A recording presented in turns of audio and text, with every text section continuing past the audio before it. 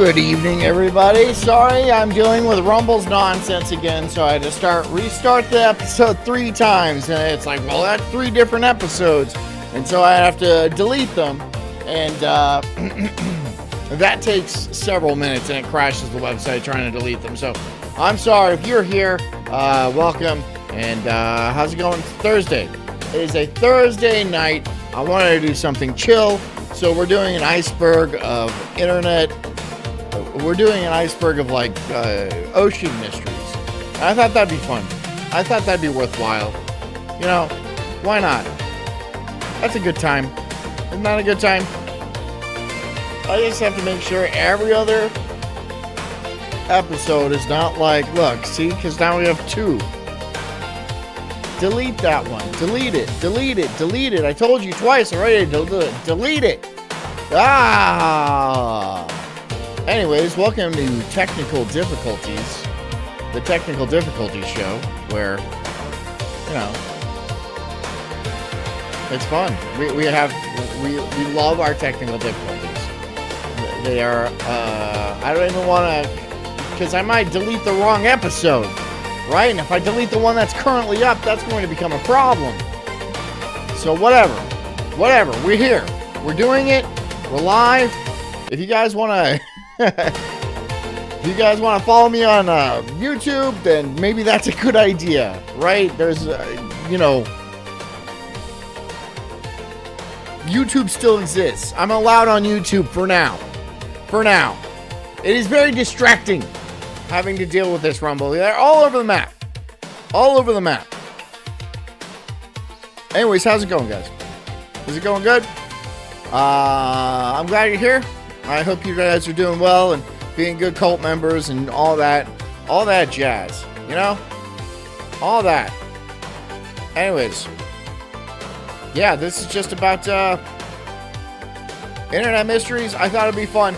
We're going to do it. All right? I don't have a long-winded uptake for this. I don't have a bunch of stuff going into it. So we're just going to hop right in and see what happens. Like we do in this extremely unprofessional show. So thanks for coming. Get comfy. Get cozy. If you're working, keep working. If you are driving, keep driving. Drive safely, as always. I'm Sulk. I'm John. And this is the Sulk stream.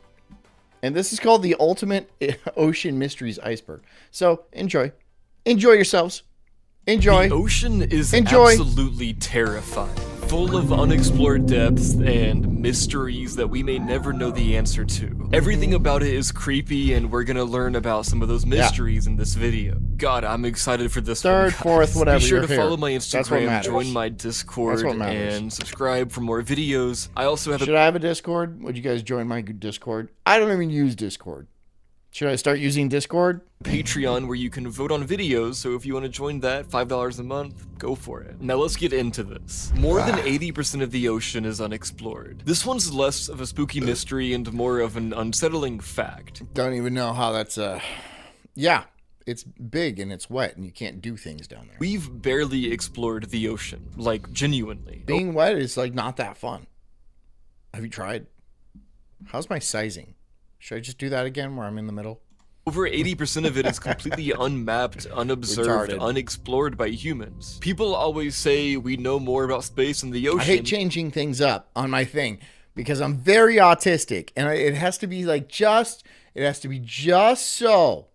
It has to be just so. And I mean, those people suck, but yeah, that's true. We've mapped every square inch of the moon with high-res imaging. Meanwhile, down here on Earth, we have entire underwater mountain ranges and trenches we've never scanned. The problem is pressure. The deeper you go, the more extreme it gets. Machines collapse, signals die, and human divers just can't survive. So anything could be down there, from undiscovered species to shipwrecks to I need to chill, you know, I just need to chill, man.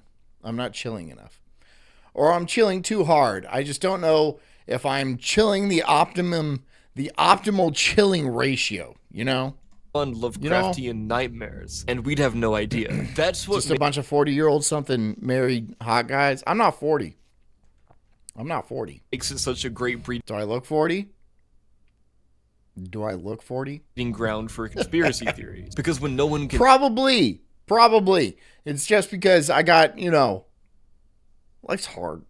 Check, anything Life's feels hard. possible. Atlantis. It's really not. It's out of lives, I have probably the easiest life a human being could have.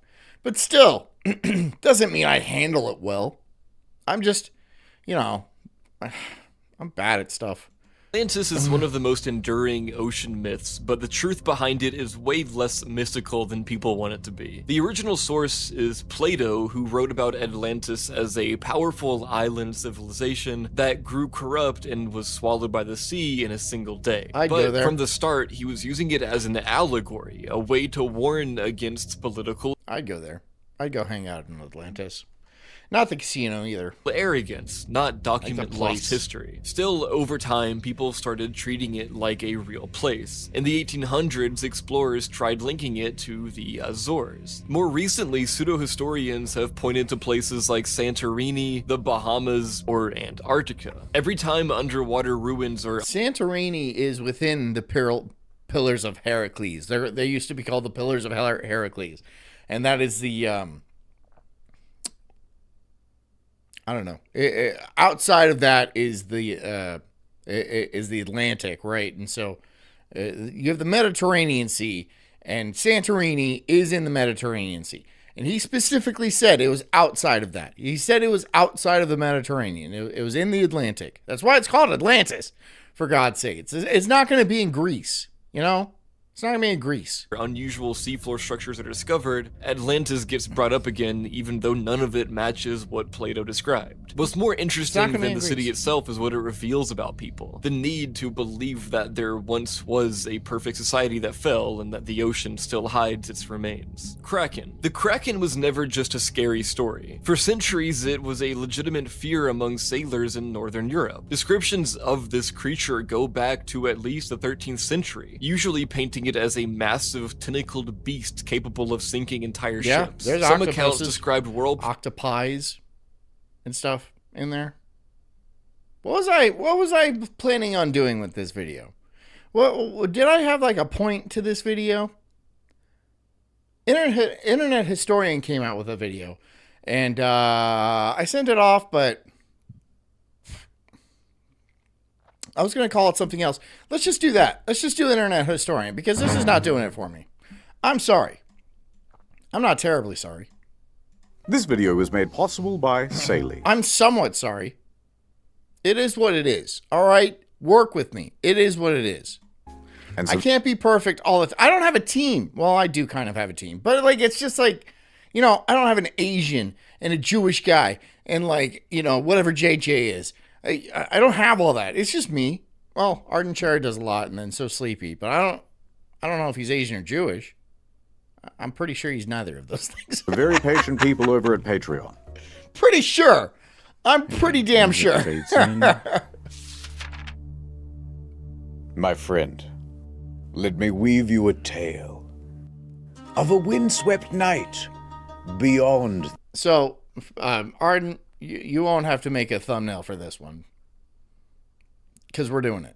The old Egyptian sands, where the water plays coy with the shore, and the coy are sure to play in the... This is the Ever Given, right? Remember when that thing blocked the Suez Canal, and then everyone was freaking out because it was going to stop global trade, which it kind of did for a little bit, but just to Europe. And no one gives a shit about Europe, because it's like adult Disneyland. No one there actually does anything.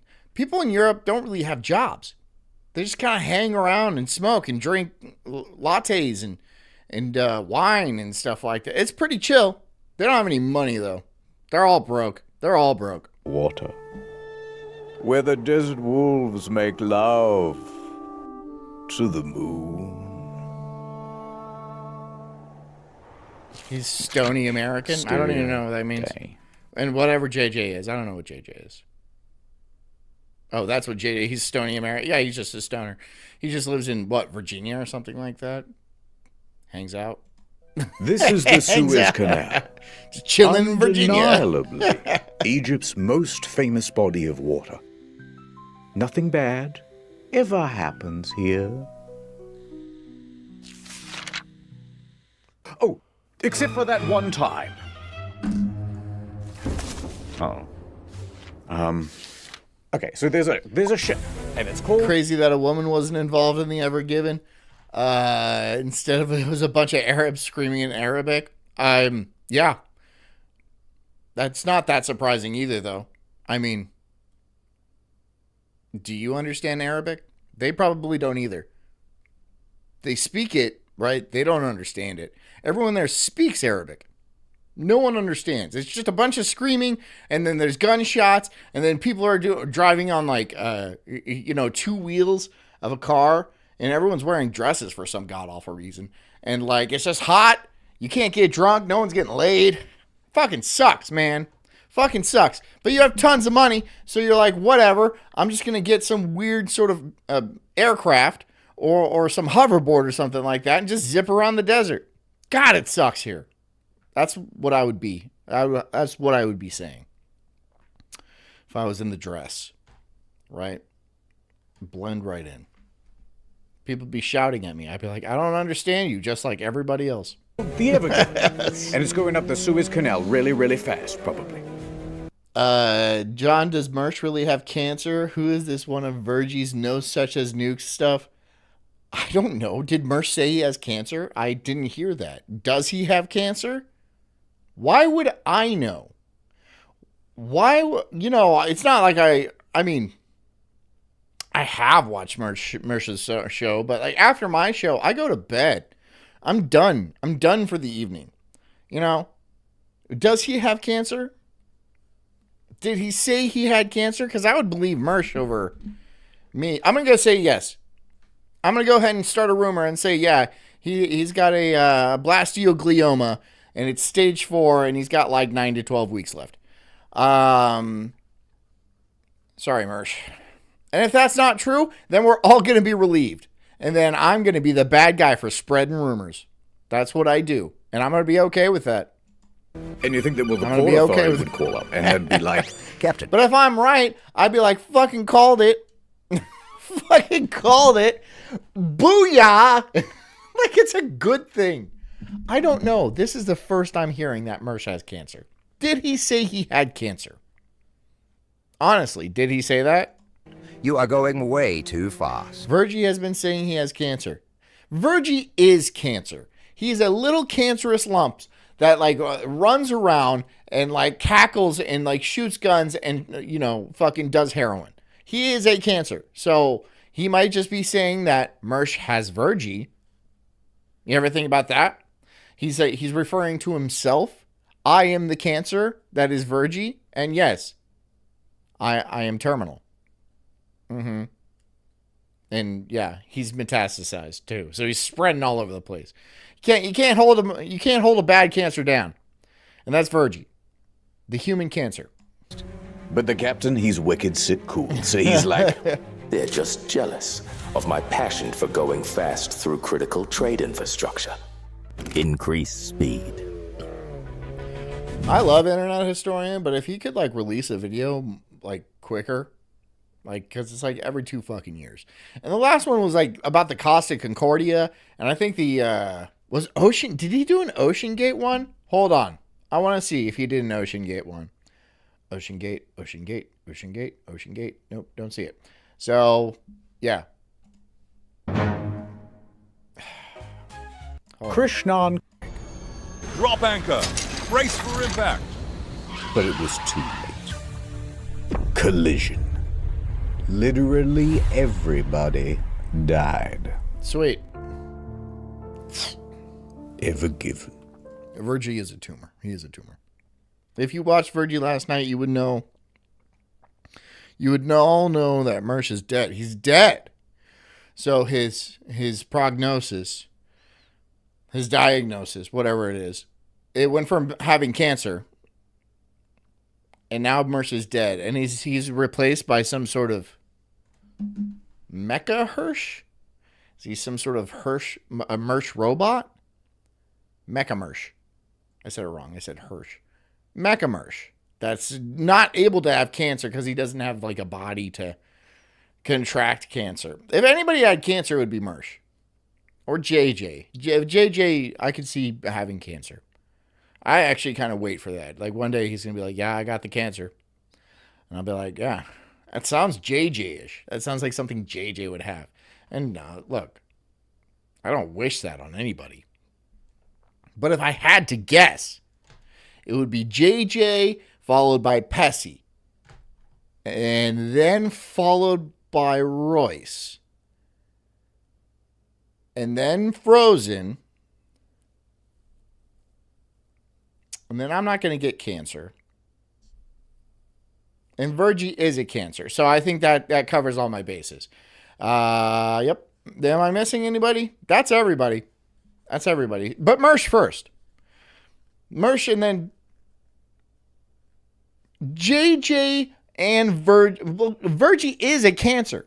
Virgie is like, he's the embodiment of a cancer. So, because like, if I were to have breast cancer under my tiny little nipples, right? It would just be a little cackling Virgie right there. Right there. I'd be like showering and I'd be like, oh no, it's a lump. And it's Virgie. He's just fucking cackling at me. Saying the N-word. Oh, I got one of those. Yeah. I can't go, I can't go to the hood because my cancer is super racist. So is the rest of me, though. So it's not like I was going there anyway. Ever taken away. You know how it is. Yeah, that'll do. All right, see you in a year. Why am I doing a show? I should be playing the Battlefield 6 beta. Yeah, you're right. I should. But I'm still here because I want to scrape together a few pennies. Just like, I got to bring in those big cents. I need to reel in the 7 cents I make a show. And, because my kids have to eat lint. That's all I give them lint. I'm like, here. And they're like, I'm like, sorry. That's what the people provide. So it's your guys' fault. It's not my fault. I'm good at this. I'm hilarious and I'm very entertaining. You guys are just cheap. Yeah. What do you mean it's not long enough? Wikipedia, ChatGPT. It'll be awkward when I stream Dead Merch tonight. That's not my business anymore. When I send that stream, it is adios. It's like, and then Mersh's ghost will, or Mersh's corpse or something like that will be just sitting there with the glasses and the hat and hopefully like a cigarette hanging out of his mouth. He's just gonna weekend at Bernie's the entire fucking show. The entire show is gonna be this. Music, they love that. A reaction, and he'll get dono after dono. That's a good. A lot more than I'll make. And he'll be dead. And he'll just be dead, just like starting to stink, right? And he's like rigor mortis and stuff like that. And then I don't know, maybe Virgie will be on. I don't know. One. No, this video is too good. Dial it back. Zombie Merch Show. Yeah, exactly. Okay, let me start again. I'll do the phony voice too. Better. Okay, so here's what really happened. What really happened? A woman took control of the helm, and it wasn't a woman. It was an Arab. Arabs. This story begins. They can't help themselves from crashing into things. Remember when they were flying those airplanes back in 2001? Those buildings were pretty clear. They were pretty clear. They were... Yep. They didn't even hit that third building. Begins in Malaysia. Of course, you already know, but that's this one over here. And at a port named Tanjung Pelepus is the container ship known as the Ever Given. The last of the cargo is loaded onto the ship, and the captain of the ship, Krishnan Kanthaval, is there with his crew of 20. Hello! At this point, Kanthaval probably said something like, "All right, the boat's tummy is all full of cargo. We're almost ready to get going." So Evergreen, the operating company of the ship, would have called ahead and booked passage for the ship. Yes, 1 adult ship ticket, please. Large. How many containers? Hold on. 1, 2, 3, 4, 5, 6, 7, 8, 9, 10, 11, 12. Now, this guy at the operating company is on the line to the Suez Canal Authority, and they are in charge of all of the operations of the Suez Canal. All right, thank you for choosing Suez Waterways. You are scheduled for March 23rd. You are 922nd in queue. All right, we've got a Supermax container coming through on March 23rd. Pulling up the stats now. The Ever Given, one of the largest containers. How many ships go through that thing? Probably a lot. Probably a lot. But, I mean, they're just going to Europe. Again, a place of zero consequence. If you really wanted to get somewhere, take it over to California. Or anywhere in the other side of this country, right? There's lots of ports and stuff like that, and it's not, you don't have to go through a skinny little river, a canal, whatever. I mean, you can go through like the one down there in like Panama if you want. If you want. Container ships in the world. Over 400 meters long, 60 meters wide. Only 10% smaller.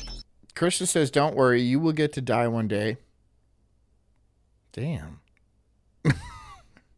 Damn. I mean, yeah, you're right, technically. But, like, I don't need to. I think I'm just going to live in a computer. Can I live in a computer, all of the Matrix, right? And just have my soul trapped in some sort of digital hell where, like, I get tortured to death. But with, like, nice things, right? It's a weird kind of hell where I get everything I want, like a Twilight Zone, where it's just, like, awesome shit all the time. And then I just get bored of it, right? And that's it. I just get everything I want all the time. And then I'm like, there's no challenge to this. This isn't heaven. This is hell. Do. That's the twist. That's the Twilight Zone twist. I'd still be fine. Just a digital me. Yep. And I erase myself too. Than the world's largest aircraft carrier. Able to carry over 20... U.S. giving up the Panama Canal was retarded.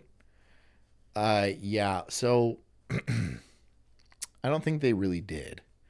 It's like, yeah, Panama can have the canal. It's your canal now. But we're going to control your entire country. And if we want it back, we'll just say so. We'll literally just say so. We won't have to send in troops or nothing. Nothing. We'll just say so. And if anything goes wrong, we'll be like, oh, it's not our canal, it's Panama's canal. So, was it retarded? You know, people don't just give shit away, all right?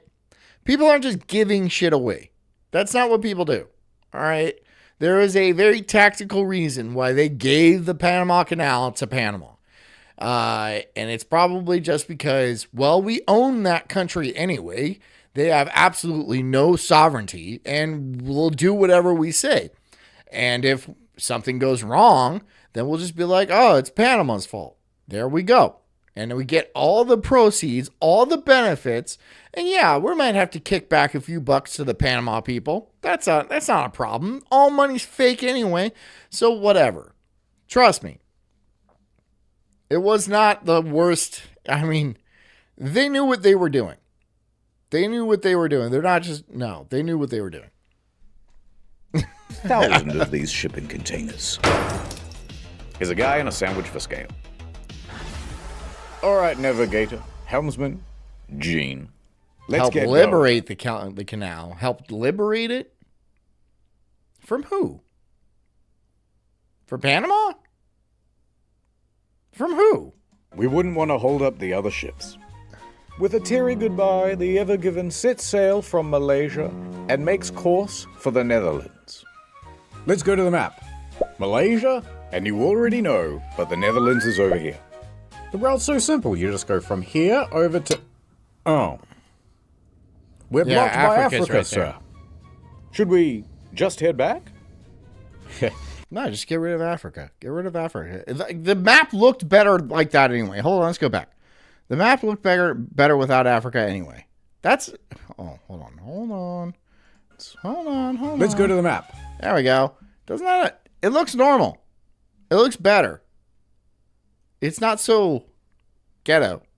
You know? It seems a lot more peaceful. And look how much room Spain and Italy have, and Greece and shit like that. Yeah, it's nice. Do we need Africa? Do we? Does anything useful come out of Africa? Not really. Never. Ever. Ever. Malaysia, and you already know, but the Netherlands is over here. The route's so simple, you just go from here over to... Oh. We're blocked by Africa, sir. Should we just head back? Don't. They cleared out the gorillas in Panama? Did you mean to spell it like that? Because there's a difference between a gorilla and a gorilla, you know? Was there a bunch of apes with machine guns? I mean, let's not get racist here, all right? Were there actually higher primates? Okay, let's not get racist. I know what you mean. And so what? They're probably still down there. Just a bunch of gorillas in the trees. Don't worry, I know a shortcut. Head into that inlet. It's called the Red Sea. Captain, it's blue. I know. In a bit over a week, the Ever Given cruises all... Renee says, I don't know, slaves were probably cool. I don't know. Were they? Were they? Because, like, I mean, if I were a slave master, which one day, fingers crossed, I will be, I'm not going to pick a bunch of Africans. That would just be too much work. I'd have to be whipping them constantly. I'd have to listen to their loud music, their constant fights and stuff like that. There's easier slaves to have. There's there's better slaves out there, you know? There just is. I would just pick a different type of slave. One day. Eastern Europeans or something like that. Probably, yeah. Way to the... Not Romanians, not Indians. No, they would have to, no. They would be white. They'd be white people. I would enslave white people. So, does anybody have a problem with that? Does anybody, like, this guy's so racist, he won't even enslave black people. Sorry. Oh my God, I'm so fucking sorry. I'd rather have white slaves. You know, they're going to be a lot cleaner. You know, they'll get the job done. It'll be quiet by like 8 p.m. You know, I'm just saying it'll be easier for all of us, everyone involved. You know, civilized. Civilized. And on the way, someone on the White crew people points don't make out bad to slaves. White people don't make bad slaves. If you can make a white person a slave pretty easily. The Irish were slaves, right? The Slavs were technically slaves, and that's where we actually get the term from. Is slave. Slave is a Slav. It just sounds a little different. Yeah, you can make them slaves. I mean, look, we're basically slaves now. We work for money that isn't really worth anything. It is fake money. How is that not a type of slavery? They force us to pay for taxes for things that like don't help us in any way. People are slaves now. They make fine slaves. They can be fine slaves. You just have to convince them that they're not slaves, which can be challenging, but not impossible. Djibouti, and says it aloud, Djibouti, because it's fun to say. It's a great time to be a cargo ship captain, I can tell you that much. Captain, we've got another problem on the sat-nav. There's more land in the way. How are we supposed to get through an obstacle like this? Should I just head back? Now, if this was 1868, Canterville would be in big trouble. But luckily, in 1869, someone happened to dig a big channel right from one side of this isthmus to the other, and filled it with water, they did, which meant that ships no longer needed to circumnavigate. Dug it with shovels? Is that, did they use like dynamite or something like that? Or like nuclear bombs? They should just dig another channel right through Africa. Just cut that bitch in half. Right through the Congo. You see my cursor right there? Right there. You can go through Lake Victoria. I'm pretty sure that's what it's called. And right, which is funny. Why is it called Lake Victoria? It should be called like Lake Shawanda or Latifa. or something. It's Victoria. It's a white girl name. Navigate Africa. It's not nothing personal. It's a geographic thing. Late that evening, the Ever Given arrives at the Gulf of Suez. Here on the map. It's a big The Gulf of open area Suez. for ships to park. And there are ships everywhere, sitting idle, waiting for their turn to pass through the canal. Now the helmsman is kind of driving around the area, looking for a place to They use shovels because they needed to create jobs. Give them spoons. Like what's that Friedman guy say? Give them spoons. Then or just dig with your hands, right? Or we can just get like an army of dogs and be like, look, right here, right, and point at the ground, right? And they start freaking out, and right here, and then they start digging at it. And if we just have thousands of them, hundreds of thousands of dogs, and there's people just like hyping them up and be like, dig right, and then eventually we make a canal.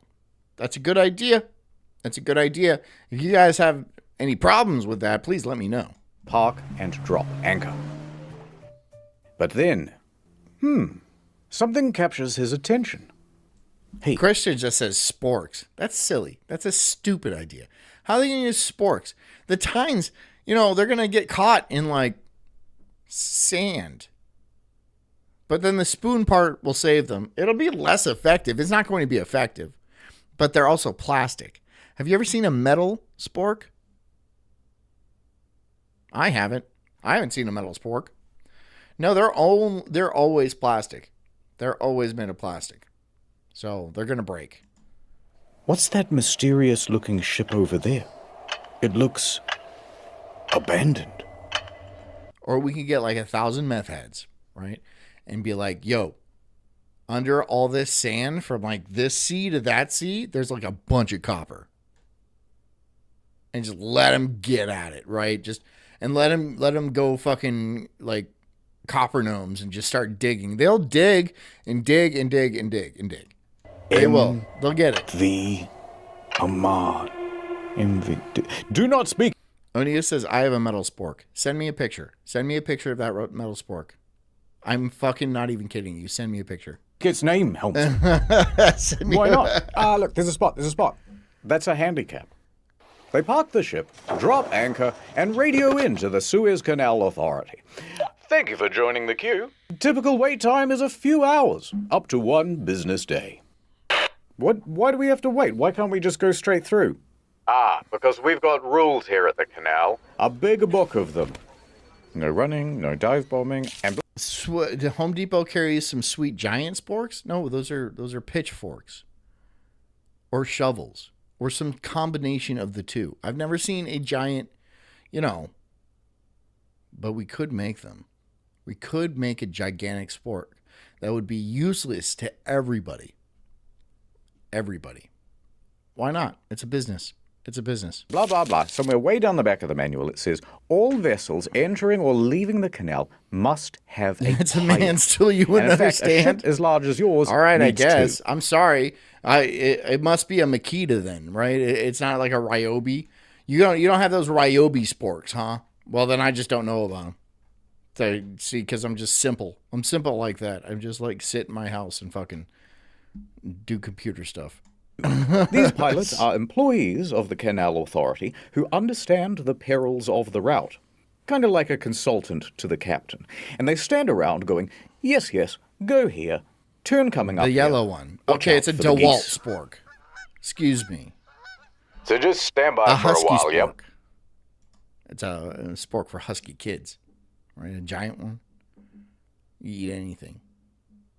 As long as it's able to do the twirly thing with spaghetti, which I don't think you're able to do with a spork, right? You need a proper fork to do that, to do the twirl with spaghetti. Otherwise, it's not going to work. All right, nothing to do till this pilot arrives. Stainless Guess I'll sporks for take a little bit Jeebus. of me time. I'm off to my cabin, fellas. Don't do anything I wouldn't do. And so just after midnight, Canterville heads back to his quarters to take a nap.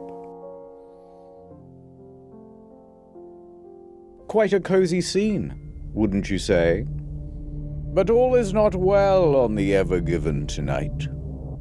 There seems to be some trouble with the weather. 2:30 a.m. Canterville wakes up. Outside is the loud rattle of shipping containers sparring with the wind. Loud enough to capture Canthable's attention. Raro. He dashes up to the bridge. All right, what's the status on it being really windy out? Boxes. I like it's just a million Amazon boxes, and they're just loose, right? Piled around. Outside. The wind is up to 35 knots, but the Ever Given is fine, and the anchor is keeping us held. All right, it sounds like I can head back to my quarters then. Wait, Captain. I think we need to move the ship.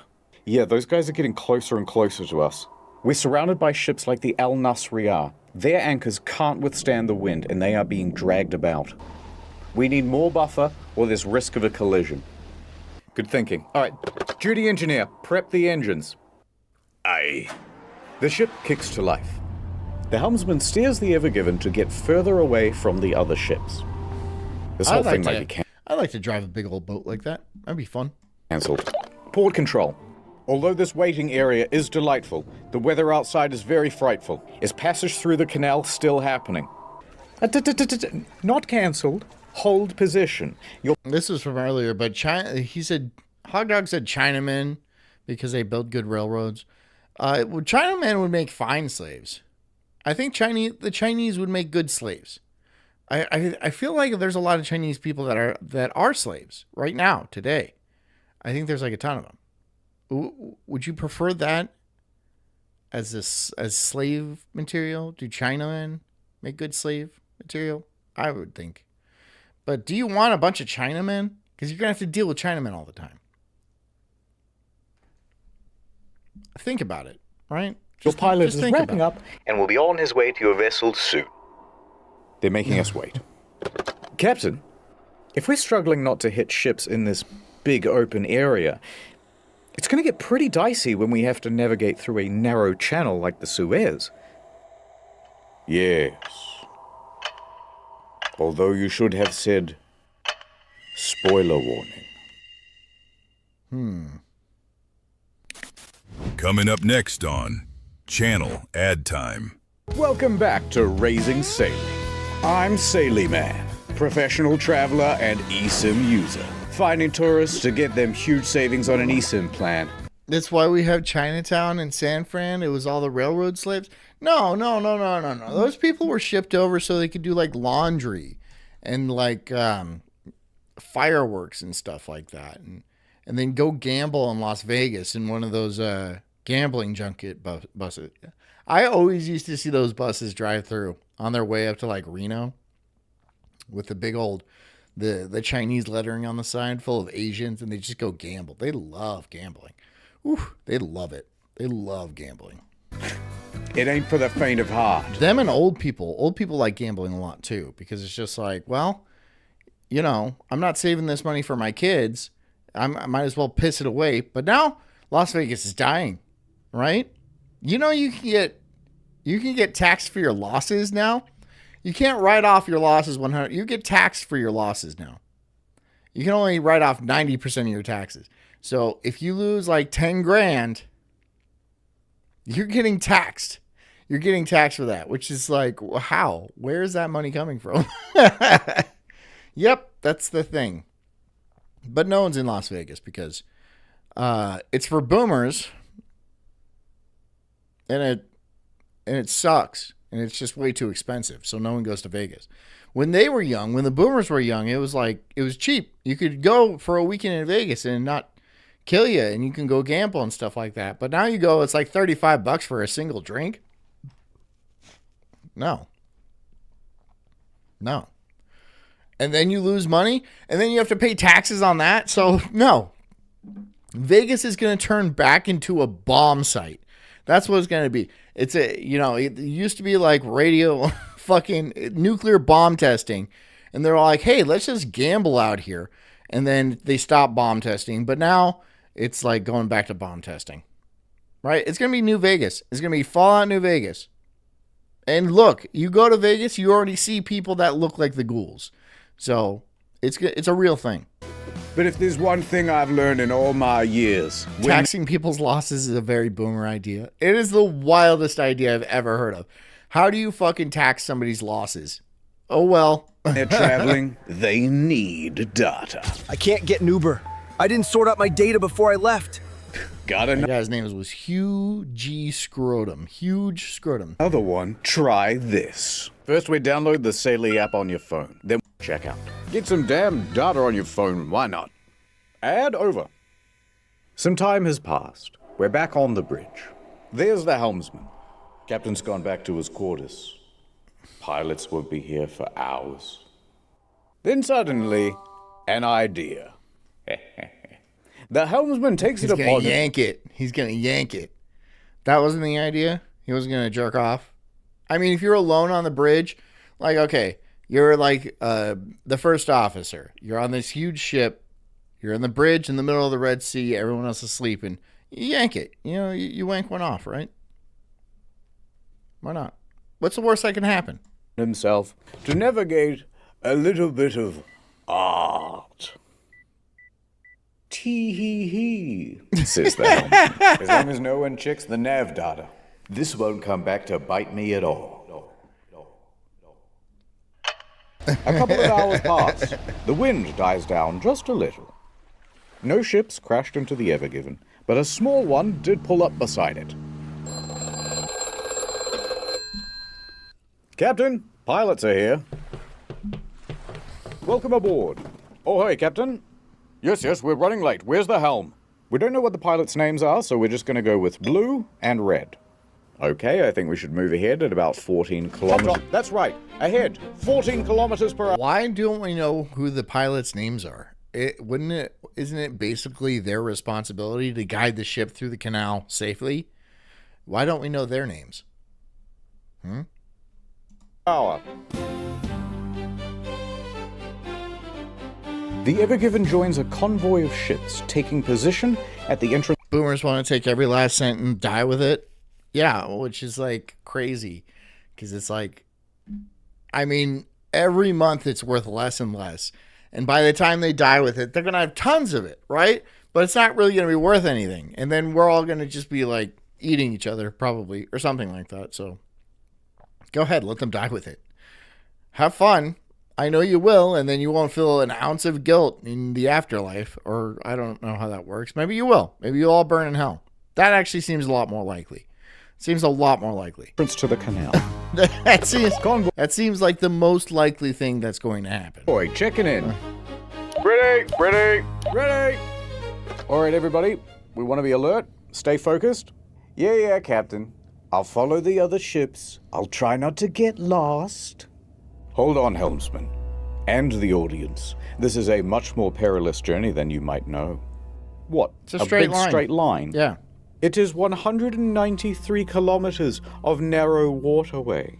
And I hope you've got some stamina, because it takes 12 hours to traverse. That's a full day trip. Some parts are only 24 meters deep. Oh, that's very Which is pretty deep. I mean, 24 meters, so like 30 meters is like 100 feet. So do the math. 75 feet deep. Something like that. It's pretty deep. shallow. Yes, and only 200 meters wide in some parts. That's very narrow. I've seen McDonald's drive-thrus with more clearance. And you certainly wouldn't want to have an accident, would you? Because 12% of the entire world's sea freight passes through here. If you blocked it, the consequences would be humongous. No pressure, though. Oh, I see. Oh, don't mind him. He gives that speech to everybody. Ahead, 14 kilometers per hour. Yes, pilot. 14 kilometers. Steady on. So into the canal the Ever Given went. As they cruise, the winds swirl back onto the sea, no longer buffered by miles of open. The boat's going to have a 50-foot draft. Okay. Well, it's still 75 feet deep.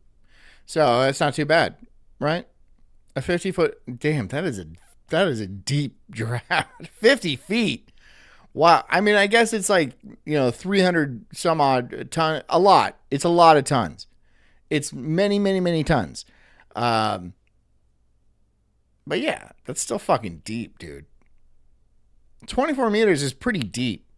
In water, the sand and dust can blow about with abandon. Low visibility. Strong winds jostle the ship.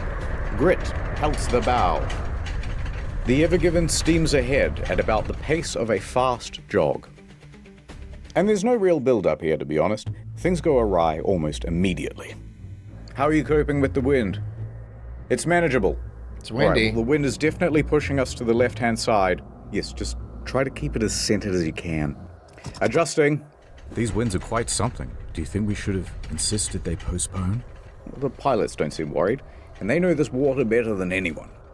The angle of the wind is Yeah, but they don't give us the particularly names. nasty. They don't give us the names. They won't give us the names of the pilots. Why don't you give us the names of the pilots, right? I know it's something Sandy, Al-Jabab, or something. I don't know Egyptian names, but that's probably pretty close. Muhammad? I bet one of them was Muhammad. Osama? Muhammad Osama? Bahama? It's got to be one of those. One of them. Catching the enormous surface area of the ship and constantly nudging it off course. Helmsman, you're Inflation and property taxes guarantee that the majority of people will have no lineage, as they will have nothing to pass on. Well, that's the plan, right? You will own nothing and you'll be happy. Oh, except for that second part. You won't be happy. You'll be pretty pissed off. But you own nothing, so you can't do anything about it. That's the whole point. No, there will be people that own stuff, but not you. Not you. Not you, sucker. But like, yeah, super rich people, their kids are gonna own a bunch of stuff. Tons and tons of stuff. Right? Like more stuff than anybody else. But not you. Not you. You're gonna be happy owning nothing. And then if we want to kill you, then we just will. There's literally no chance of you actually stopping us. But we don't even have to kill you. We'll just like cancel all your subscriptions. Yeah, that's how it's going to work, right? We won't process any of your payments. You get no Netflix, no PS Plus, just every subscription you have, which is literally everything. It is your pass to living. You have to pay a monthly subscription to live. We're just going to cancel all of them, all of that, all of it. And then you'll just languish in the streets like many, many, many others. So, yeah, sucks to suck, or sucks to be born past a certain age, right? If you were born in the 80s, you're basically screwed. Basically. There are some people that aren't screwed, but most of them are screwed. 80s and beyond. I mean, if you're born past the 2000s, you're basically a slave. It's like it's not even fair. You have no chance of doing anything. But yeah, have fun being a slave to the technocracy. And, maybe one day you can sell your organs and afford to eat that day. Not likely, though. We have lots of organs. still too far to the left. You got to get back to the center. Yeah. 77 late Gen X. Is that you? Is that you, Hog? So you might be okay. But probably not. Yeah, I'm trying. Adjusting. The helmsman keeps changing the trajectory of the ship, but he cannot seem to stay in the center. Come on, helmsman. Inflation and property taxes, the sci-fi equivalent of needing to buy air to breathe. Well, I mean, property tax is fucking bullshit, dude. Property, there has been some initiatives to do away with property tax in Florida. I mean, I'm hoping that'd be great. That'd be cool. Because then I can actually own my house and they can't rip it away from me just because I don't at some point when I'm old, it will require a full-time job just to pay the taxes on my property. Just to pay the taxes on my property. And if that's if they don't do any weird squirrely work, do something silly with it and be like, we're just going to take it from you anyway. Yeah, that shit's got to change. That's just got to change. There's a lot of boomers right now that are complaining about property taxes, but they already live off Social Security. They're like, why does my Social Security have to go to property taxes? What's it matter? You didn't do anything anyway, right? You basically lived for free your entire life. Bought, 100 acres of property for the lint in your pockets, and now you're complaining that now you have to get a job? Shut up. We're still not centered. I know, it's the wind. No matter what they do, they can't seem to get away from... Boomers lived long enough to fuck us all. We never saw that coming. I know. They really are...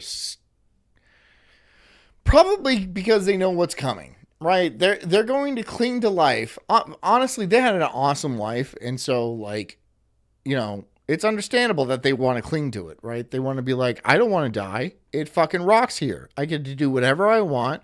And fucking I'm rich and shit like that. Nobody tells me what to do. And then I just think I'm a hardworking genius. That's how I fucking rationalize it. And they don't want to die because they know they're probably not going to heaven. I mean, it seems pretty obvious to everyone. To everyone. And like they also don't want to get old but they do have a lot of money. So they can pay for their own like nursing homes and stuff like that, but their kids are never going to visit them. And if they can't like get up and like walk around and like flaunt their wealth at people, what's the point? So I think before the boomers die off en masse, I think they're probably going to dump tons and tons. They're already doing this. They're going to dump tons and tons and tons of money into anti-aging research, and they're going to fucking crack it. That's just what I think. They're going to fucking crack it. And then there's just going to be a class of immortal boomers that reign over us like vampires. Like vampires. And even if it takes like stealing our blood to keep them young, that's what they're going to do. Because they don't want to go to the other side. Because they know. They're like, we pissed God off something fierce. And like, we don't want to have to like go and like, you know, so we're just going to do whatever it takes to live as long as possible. And, you know, just try to not die at all. Oh, that is exactly what's going to happen. They're doing it now. And they are making some pretty big breakthroughs. And when AI comes through, and like really starts fucking doing a lot of the data, I think it's going to be pretty soon. Maybe 5-10 years tops before they actually figure out some sort of rejuvenation technology that will extend somebody's life a good minimum 20, 30, maybe 50 years. And with that additional 20 to 30 to 50 years, then there's no way they won't be able to crack the full thing and just become immortal. There's just no way. So, yeah, we might have to deal with the boomers for a long time. Or they all took that shot and they're all going to develop some sort of weird cancer and then they're going to pass away. Or it could be a combination of the two. It could be. From the left bank, the wind foils their every countermaneuver. This is not as manageable as I thought it would be. Is it going to be like this the whole way? Don't worry, this is really common. It won't be the whole trip. No, the problem is we're going too slow. Red Pilot takes the... Property taxes are stable income from local cities. Like, come on, bro, be reasonable. Yeah, well, how are cities still in so much debt then? Why do you keep... You can't just spend the money you're basically getting for free. Like, you can't just be like, you know what? No, it all has to go into fucking slush funds. It has to go into kickbacks. It has to go into, like, secret vaults of some, like, weird senator that got caught nailing little kids on camera, and so he has to pay somebody so he doesn't tell. Yeah, that's basically it. It's all corruption. It's just corruption across the board. And don't forget we have to pay for like Social Security and stuff. Social Security is a huge bill. It is a huge bill. It is an enormous bill. And when the boomers start taking it en masse, it will bankrupt the country. There's just no way we can pay for all those unfunded liabilities. It is literally impossible. It is a Ponzi scheme. And when they all start saying we want our money, right, even though they're rich as balls, they're going to bankrupt the country. Unless they just print a bunch of money, right? They can just print all that money because remember, they were promised money, not what money would buy. They were promised just money, just pieces of paper. So essentially they'll be worthless. And when they do that, all of our money will be worthless. And then there you go. They cornered the market. They can print their own money. You have to use the money that they give you, which is worth less and less, but they can print their own money themselves. So game over. It's just game over. That's it. We've lost. Because of the boomers' greed, we have all lost. Our species has essentially lost. So good job. Well done. And then the shitty thing is, like, we have to be here and, like, watch it. We didn't get to fucking party like you guys did in Studio 54 or whatever. And, like, have great opportunities and just have money hand and fist just come at us. No. We just got a fucking bill. And they're all like, you're not working hard enough. Even though you're doing 100 hours at Walmart every fucking week, you're not working hard enough to pay off. Oh, and if you went to college, my God, you're fucked. You're fucked. You're a fucking idiot for going to college anyway. Like, you didn't see that shit coming. Oh, yeah, 13 fucking %. Yeah, I can definitely pay that off with my liberal arts degree. There's a lot of liberal arts factories around here, right? Where I can get a job almost immediately. How about gender studies? How about all that nonsense? It doesn't fucking matter. Doesn't fucking matter. But you gotta be hopeful. You gotta be hopeful. The initiative. If we speed up, we can push through the wind. Accelerate to 22 kilometers an hour. I'm not blaming your gam, Renee's. I'm not blaming your gam. Right? I'm blaming, well, if she's a boomer, then she has her part to play. I mean, it's not like, look, the women didn't do anything. As women do throughout all of history. They just, if anything, they ruin societies. Right, that's their natural thing. That's what their drive is, right? They're like, we're here. Look at all this society. Let's just fucking piss on it. So, like, in that way, your gam was partially responsible. If she didn't vote and, like, kept to herself and just, like, made pies and shit like that, then she was probably one of the better ones. But if she was like a screaming, like, topless feminist going around, like, convincing people that women should have the right to vote, then no. Yeah, it is her fault. It's completely her fault. Not completely, but to a large degree. A larger degree than if she was just making apple pies and shit. You know? Somewhat reluctantly, the helmsman obliges. 22 kilometers per hour. Engines engage and the ship speeds up. Captain, going this fast in heavy winds is needlessly reckless. There are protocols for this sort of thing. All right, Gene, it's a bit windy. Relax. We're already bankrupt, so we'll be double bankrupt? Yeah. I don't even know how that works. We'll be double bankrupt. We'll be all bankrupt.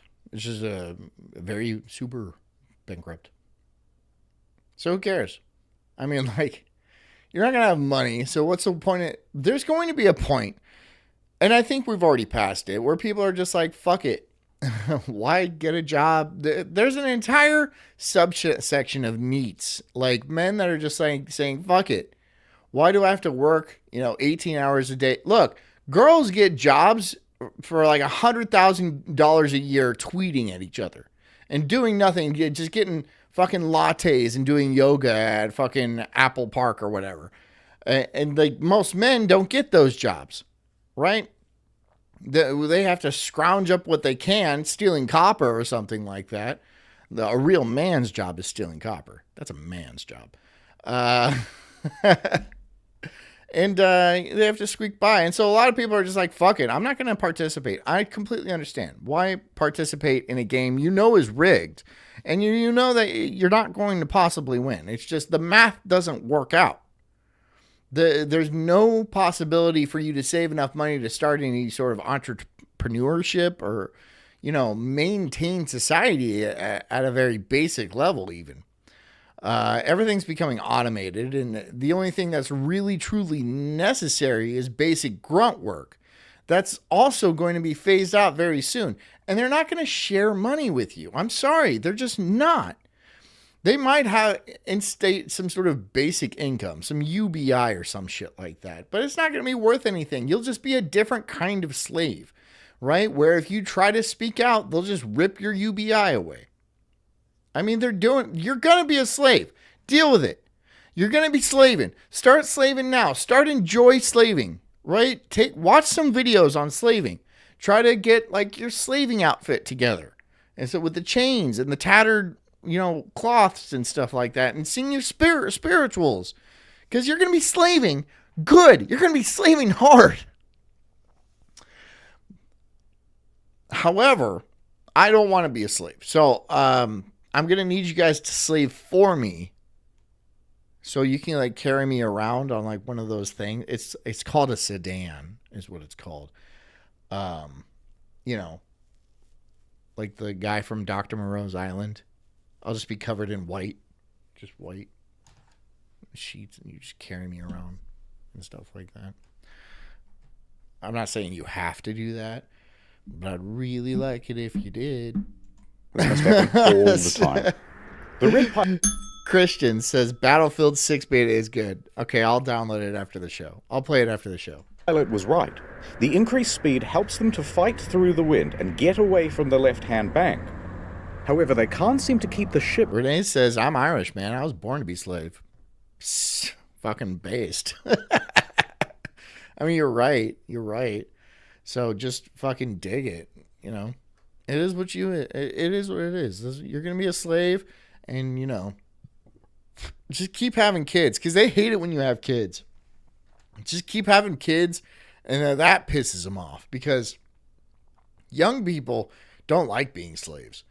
And, like, they cause a lot of problems. And so, yeah, just keep having kids. That's the hard part. They're going to try to keep you from having kids as much as possible. And you don't want to be one of those childless fuck-up millennials, dude, that go to fucking Disneyland all the time and, like, have Funko Pops and shit like that. And, like, look how much I like Star Wars. You're fucking gay. Shut the fuck up. Shut the fuck up. Shut the fuck up. Seriously. I hate you people. You're lame. You're like, oh, I just want to enjoy my life. Well, you're making me angry. Which is not the hardest thing to do. I understand. But it's like, you know, look at you. Look at you, you fucking red-bearded twerp. Just a fucking waste. Spit on them. That's what I do. I go to fucking Disneyland. I spit on park sloppers. Knock the milkshake out of their hand. Be like, yeah, what was that, $17? Now it's on the ground. It's all melting. And then I want to see them visibly cry. Maybe not like, you know, full blown, like, but like kind of just like.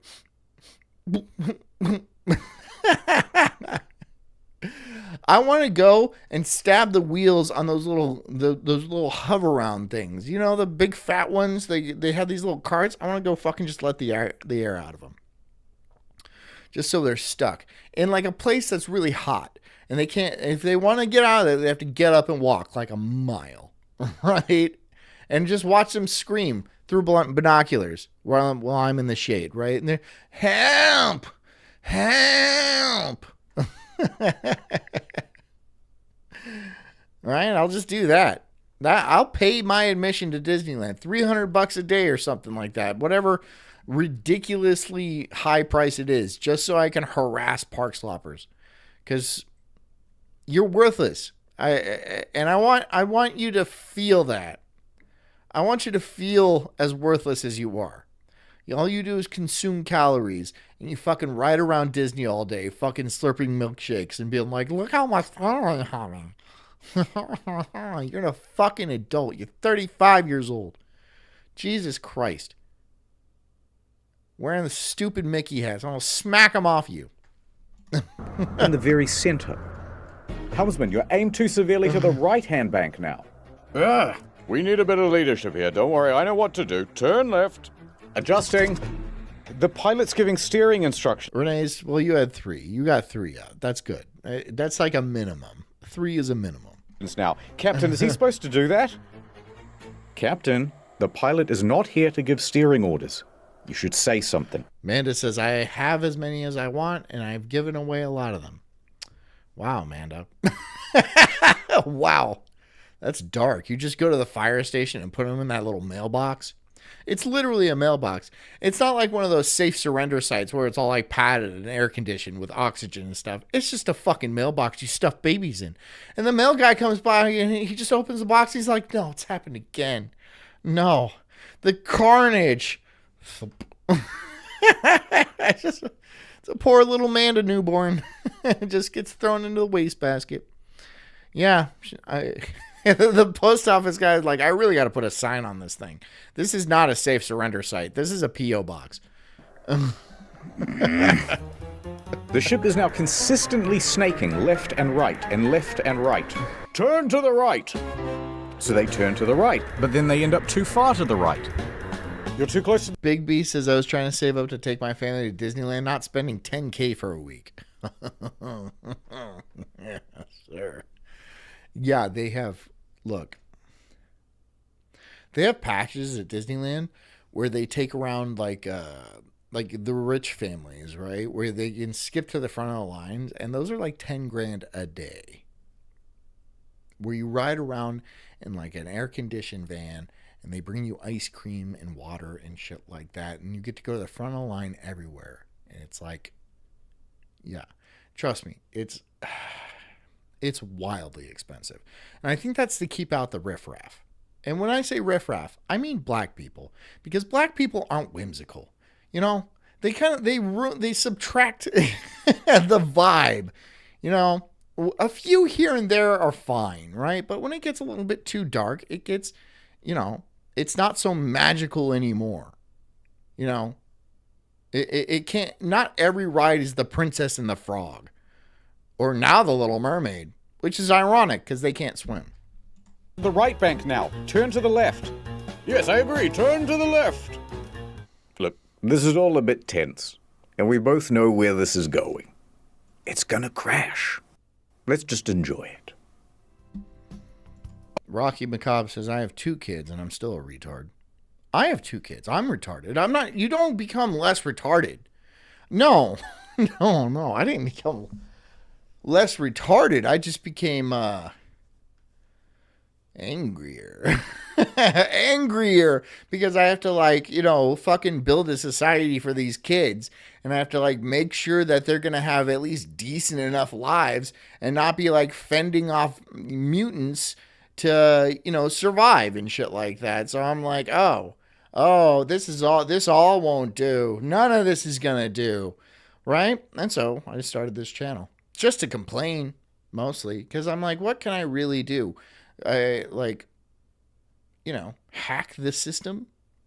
I'm not a hacker. You know, I tell jokes. That's what I do. It's not a valuable skill. I don't have a valuable skill. My teachers told me this regularly. They're like, you're useless and you're going to be a homeless person when you grow up. I'm like, thanks, but you're a teacher. That's like one step above homeless. That is a different type of homeless. So, like, you think I'm going to listen to you who makes really good decisions all the time? You became a public school teacher. Okay, that is the antithesis to having good decisions. It's bad decisions, one after another, right? And then when you get in there, you continue to have them by like having sex with students and shit like that. I don't get you people. Oh, wow. There it is. A gently sloping Christian says John is a hack. Okay, fine, but you're here every night. sandy bank. Red Pilot, we're just consultants. This isn't our job to steer the ship. You're micromanaging. We should only be giving general navigation advice. We're getting too close to the left bank. I can't keep it centered.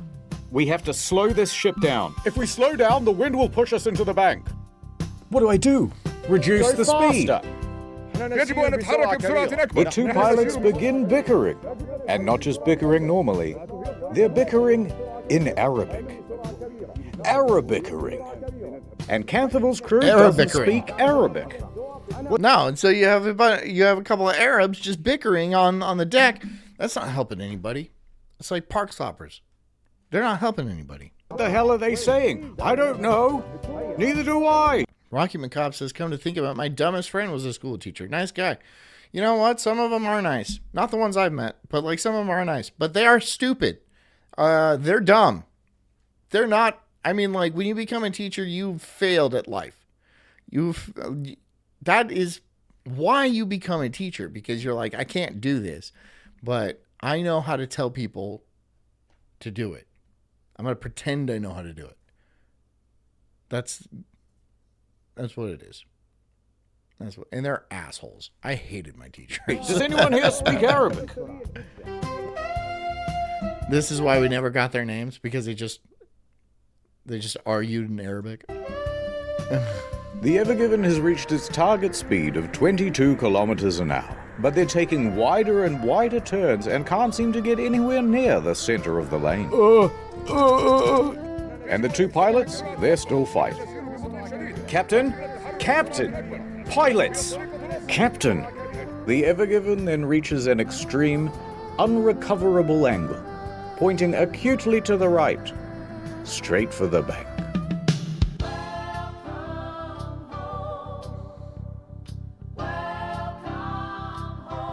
We need to turn left. Now. Hard left. Hard to the left! Hard to the left. The rudder turns. But the ship doesn't turn with it. Instead, it slides. Didn't I tell you to turn left? Why aren't we turning? I am turning to the left, Captain. The ship's not responding. I knew this would happen. It's your fault. The helmsman loses his ability to steer. The ship has gone out of control. Nice. I like the anime chick. Captain! Is this what dying's like? Canterville finally steps forward. Enough!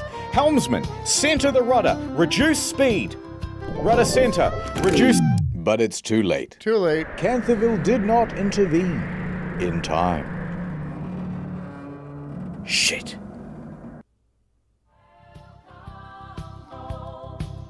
There you go. And you're there. It's starboard, not left. Actually, port is left. Starboard is right. I'm pretty sure that's... Yeah.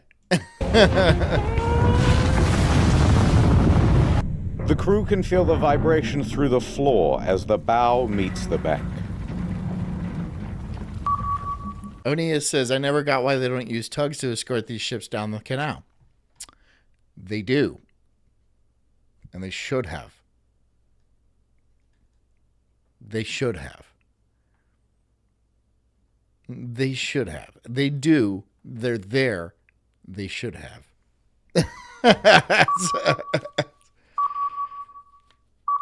That bow, raised 6 meters, slides into the bank with ease. Like a hot... It's just in certain conditions, you don't need them to do it, but like in these conditions, with all the wind, it would be a much better idea to do that. Pencil through pudding. Meanwhile, the rear of the ship is pulled into the opposite bank. The bridge shakes and the crew lurches forward as 300,000 tons of momentum is reduced to 0 in the span of a couple of seconds. We've run aground! We've run aground! Cut your engines! Canterville yells out on the radio, because don't forget, these ships are running as a convoy, which means that the ships behind them have just seen what's happened, and they all have to slam on the brakes. North is straight up. That's right, Bigby. It doesn't depend on the hemisphere. No. No, port and starboard do not defend. No. Not at all. Couple of ships back, the Not Asia at all. Ruby 3 suffers an engine malfunction, and it cannot stop as quickly as it intends to, and nearly plows into the back of the Maersk Denver. They manage to stop themselves just in Asia Ruby time and prevent running aground as well. Pan back to the Ever Given. Let us look at it from above. It is diagonally wedged across the entire canal. An unplanned bridge connecting 2 continents. A ship collision of such magnitude, there's almost nothing to compare it to. Maybe Hindenburg? 9/11? I'll keep Googling. No, hold off on the dramatic sound effects. There's no need to panic just yet. It's like a car tire stuck in the mud. We simply reverse. Full astern. Well, that means full back. Okay, back it up. It's so funny because, like, we see people stuck on the beach all the time. And they're all like, yeah, we'll just toss it in reverse and stuff like that. And then they go in deeper. And then I watch people get stuck on the beach all the time. And I don't help. I have a big car. I have a 4-wheel drive. I can help. I have the power. I choose not to because it's funny for me.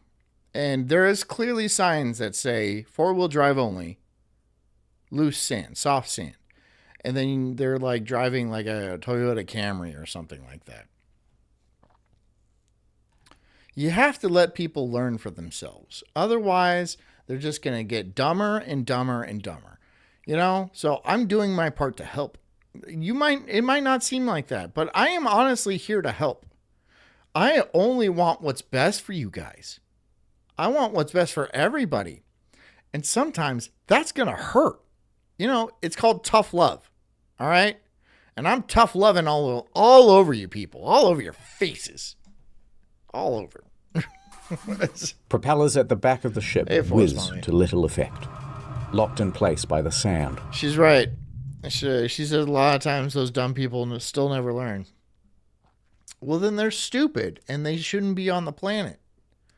I'm not like advocating for eugenics.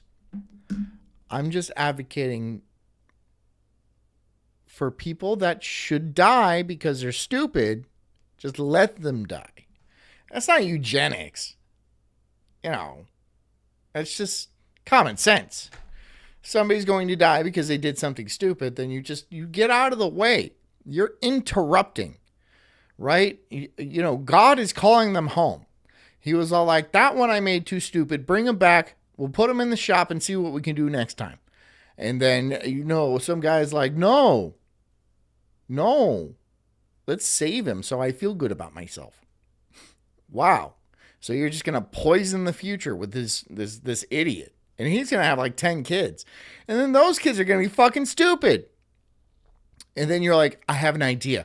We're just going to drive a C-130. We're going to fly it over and we're just drop rice over and over until they figure it out. They never figure it out. They just get free rice from the sky and they think it's some sort of, that's just how life is. You know, it's hot as fuck. There's nothing around, but rice drops from the sky every once in a while. You're not helping anything. You're an idiot. Stop helping other idiots, you idiot. You might be less of an idiot, but you're still kind of an idiot. Don't be an idiot. I'm not saying go and actively kill them. I'm not saying that at all. I'm just saying let nature take its course. Just let nature take its course. You know? Because you're fucking everybody. You're fucking everybody over. We didn't move. Merely a run-up. Crash astern. That's the most dramatic version of full astern, ramping up to full thrust as quickly as possible. Nothing. No, stop it. No sound effect just yet. We still have one more option.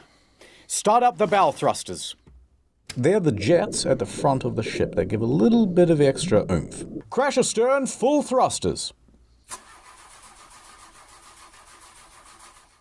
No effect, sir.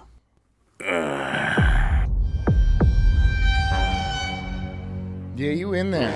You in there. You Now, we ain't don't have going the nowhere. transcript from here, so we'll just presume that at the time, Canterville said something very quirky and millennial, like, So that just happened. But what we do know is that he and the pilots then jumped on the radio and got in contact with the Port Authority. we've got something to tell you, and you gotta promise not to get mad. It sounds like it's these pilots' job. It sounds like they failed. We didn't even get their names, right? They're just like, okay, well, bye. That's what they did. They pieced out. They just pieced out. They crashed it. They were like, go faster. And then they crashed it, and they're like, okay, well, bye. And then they they just left. They just left. Assholes. The Arab ones. You know. Shut up. Look, listen, we're gonna need a tugboat. We are run aground. The helmsman takes a turn at being millennial. There are other ships right behind me, aren't there? Uh-huh. And there were, as the queue of container ships piling up behind them got longer and longer. Oh, well, cheap Chinese garbage. Who cares? Make that 2 tugboats. That's good. That's good. Let's do an ad. What do you guys think? How about this one? We're just going to do an ad real quick. All right, outdoor crew, or anyone who just wants to be ready for anything, check out the Red Pro Series 72-hour emergency kit from Caddis Sports. This is a serious 72-hour survival pack built into a rugged tactical backpack and loaded with everything one person needs. 2,400 calories of food bars, 5 water pouches, thermal emergency blankets, 36-piece first aid kit, emergency stove plus canteen cup. All of it has a 5-year shelf life, so you're covered for hurricanes, wildfires, blackouts, or whatever life throws at you.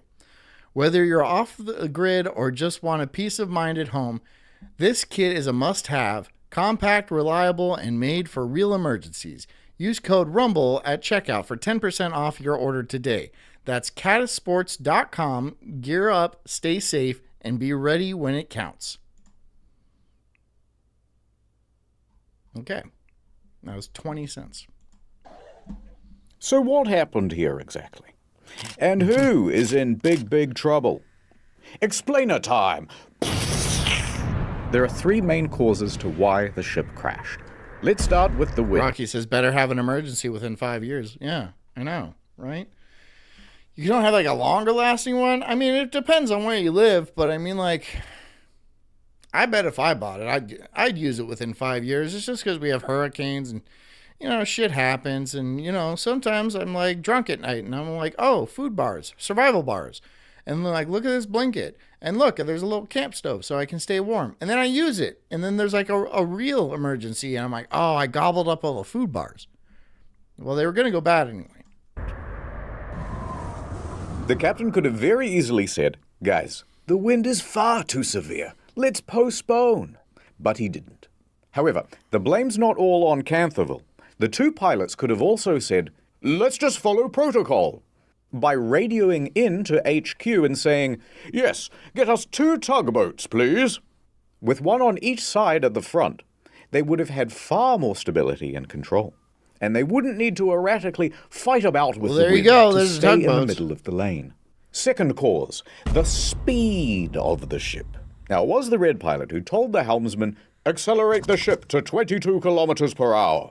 But when he did that, they were already driving at the speed limit for their weight class, 14 kilometers per hour. And telling the helmsman to go beyond that meant that they are technically breaking the rules. And while I agree that some rules are made to be broken, going this fast in a very large ship in a comparatively small canal causes a whole bunch of problems to do with fluid dynamics. Yep. Big That's gonna cause problems. Huge. It's gonna cause problems. Yep. 5 fun physics phenomena. No, I don't know the physics, and if I did, I wouldn't tell you. But what I will say is this. Speeding up causes something approximating oversteer. The ship becomes all slidey. I'm just going to turn a little bit to the left, but instead you go a lot to the left. I'll just turn right a little bit, but instead you turn to the right a lot. Remember how the cheerful navigator was like, come on guys, we have to get back to the center of the lane. Well, they can't, because every time they try to direct back to the center, the speed and the oversteer means they overshoot it. One more effect of going very fast. I will sneeze. Wait for it. Take a look at this animation side on. Water Does that pressure work? effect. Does staring at the sun really work when you have to sneeze? Because I've always heard that. Like, you look at the sun and it makes you sneeze. Why? Why does that work?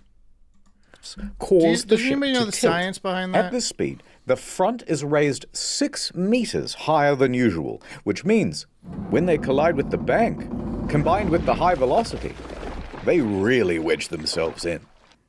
But we can't just blame everything on the physicists, because there's a third main cause: poor communication. Well, everyone's English speaking is the Arab. official language of pretty much every port. However, the pilots start arguing with each other in Arabic, which is not just unprofessional, but excludes all of the rest of the crew from what's being discussed. And all of these competing voices make for chaos on the bridge. But the blame is not all on the co-pilots either. The captain is always in charge. He has the ultimate authority. Decisions start and end with him. So the captain should have intervened and said... it's the captain's fault, basically. But, I mean, like, yeah. Yes. Something like, shut up, everybody. but he doesn't. He stands there quite passively throughout. By the time he does step in, it's too late. Now that everything's been laid out, who would you say is at fault for the crash of the Ever Given? The helmsman? Blue pilot? The red pilot? Well, it's the captain. It's always going to be the captain. It is his responsibility at the end of the day. It's the captain's fault. Canthaville? I'll tell you.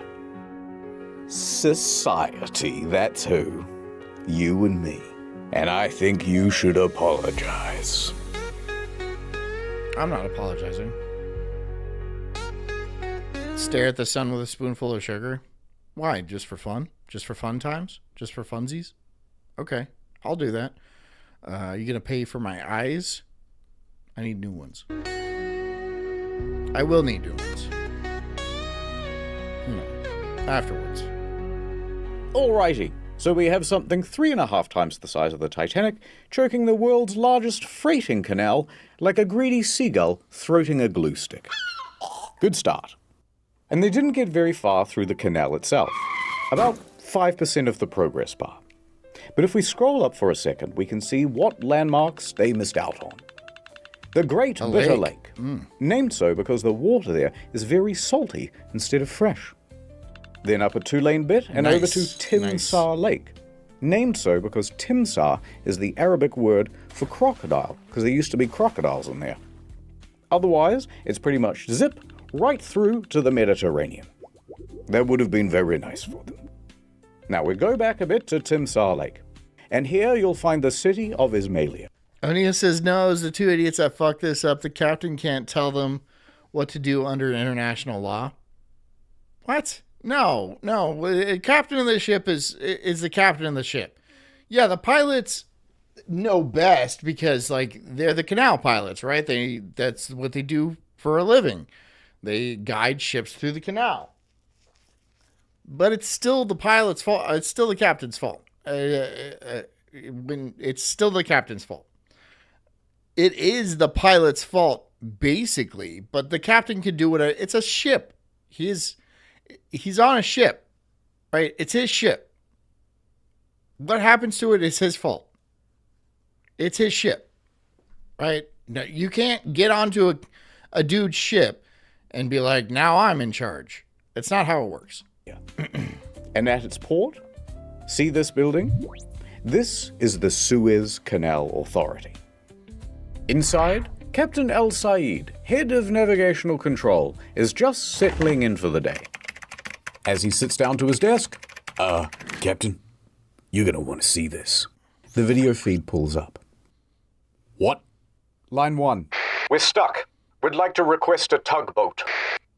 Stuck? Stuck where? You know that single lane area pretty close to the entrance? There. Now, had this happened in one of the 2-lane sections, they could have kept the traffic flowing. But alas. What? So you're blocking all the traffic? Mr. El Said, we already promised we wouldn't get mad. Fine. I gotta see how bad it is in person. See, what you gotta do is you gotta connect all the ships that are waiting. You gotta tie ropes to each other. You know how, like, elephants pull an elephant out? They, like, grab the tail and the trunk and stuff like that. You gotta do that with the ships. Then all of them together can just pull that thing right out. No problems. El Said snatches his keys off his desk and he races down to his car, rushing to the scene. He gets out and casts his eyes upon the ship. My God. Towering over him is a structure the width and breadth of the world's largest Walmart, except it is also 15 stories tall. The bow, raised 6 meters higher than normal, is jammed into one side, like an unwitting finger in a Chinese finger trap that somebody filled with Gorilla Glue in its prom tomorrow. That's why they won't give out their names, so there's no one to blame. No, they're still the captain to blame, but you're right. They're not giving out the... It says, nope, trade laws are retarded in other nations' waters. The captain has to follow their instructions. Maritime law is weird. I don't know. You could be right. I don't know. But I mean, like, if there's a captain of a ship, I'm the fucking captain, right? This is my fucking ship. So I'm going to go ahead. But, you know, maritime law, it's different, right? I don't know. I honestly don't know. Borrow the ass of the ship, firmly squatting aground on the other side. And the middle of the ship, making bended metal groans as it's barely suspended by only a few meters of water. Okay. Al Said lets the sand run through his fingers. At this point, another important person arrives on the scene. Admiral Raby. He is the Suez Canal Authority chairman, the big boss of the whole canal. Here's the rough structure of the organization. He's all the way up here, right? Oh, no. So high up that he reports directly to the Pharaoh of Egypt himself. Yep, that's one blocked canal. No, Mr. President. He didn't say blocked. Shut up. He said Shut that up. canal rocked. He's giving it a 5-star review. Come on, follow me to the bridge. Now, Al Said and Raby board the ship, and it's a hell of a scene.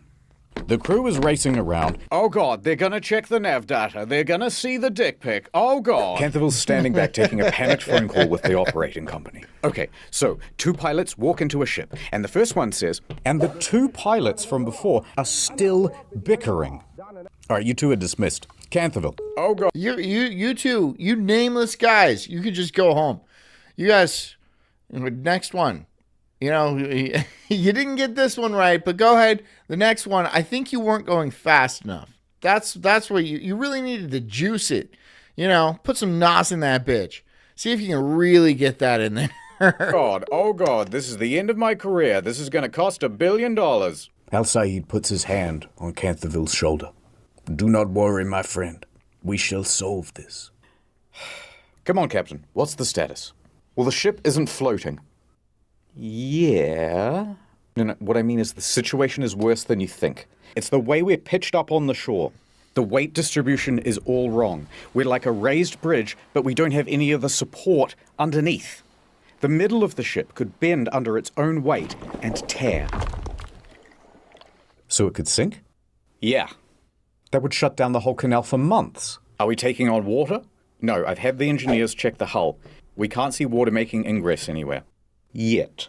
The best way to get free and the best way to prevent the ship from potentially sinking is to lighten the load. We need to get rid of at least, I don't know, like 20,000 tons. How quickly do you think your crew can offload containers? No. Look how high those boxes are stacked. To offload these containers is going to require specialist equipment.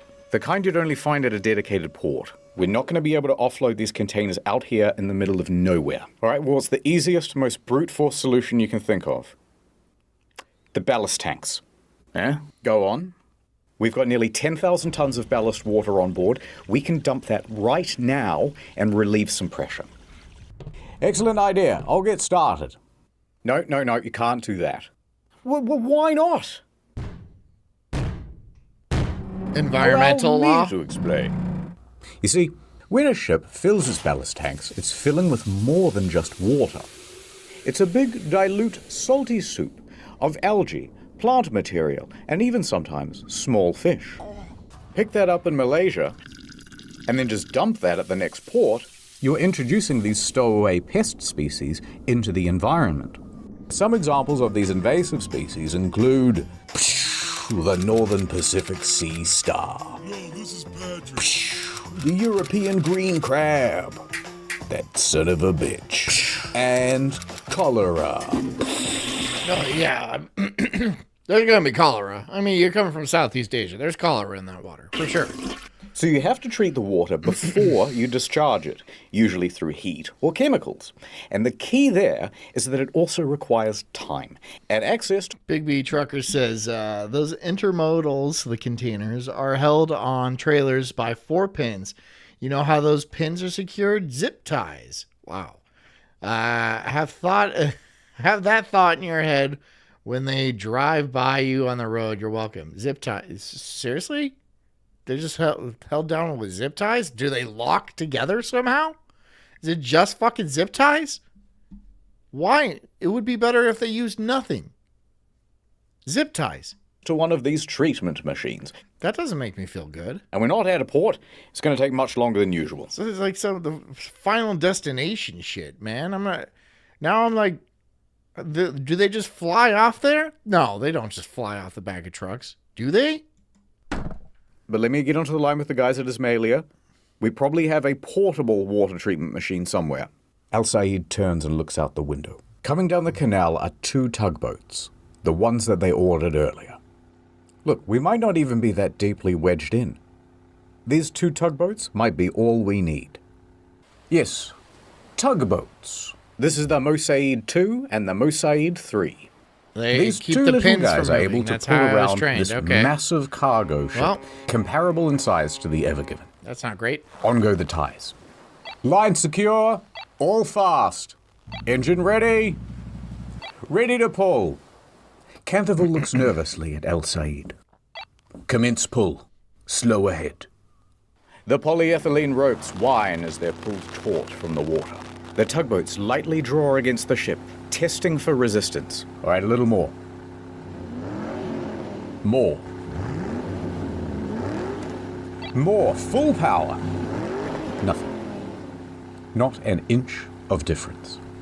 All right, stop engines. Be on standby. This isn't going to work. With just 2 tugboats, we do not have the pull for a ship this massive, this deeply grounded. It's also low tide. That's not helping. Wind's high tide. Early afternoon, in a couple of hours. All right, that buys us some time. Okay. How soon do you think you can get a dredger out here? Look Let me up find out accident videos. It doesn't take much for them to fly off. Okay. for you. Please hold. The dredgers can remove the sand below the waterline that's all built up around the ship. Hi again. They say it'll take a day, maybe 2.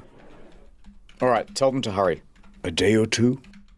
I'd better update my boss. Let him know it's not gonna be a quick fix. I should call my wife as well. All right, don't go too far. I need you for something in a minute.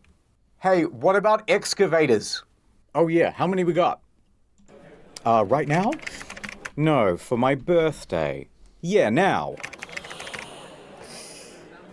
1. One guy. There's only 1 excavator on standby for the whole canal. Well, it's just post-COVID. Everyone's been excavating from home. Patch me through. There really was just 1 guy, by the way. It's local contractor Abdullah. Can you find me some? So he picks up the phone. Mushy mushy. Find me one. There's been a big accident at the canal, Abdullah. There's sand and dirt everywhere. John, I don't like this animation. May I drill you with the preferred type of animation? I guess. Let's see. Let's see what... Okay. Let's see what happens. All right.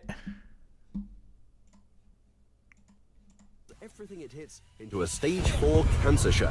With such projectiles traveling at extreme speeds, this gun can deliver ordnance from hundreds of kilometers away. And of course, can deliver the ordnance pretty quick. This is terrible. One of the downsides to the system is that it uses more energy than your mum's vibrator.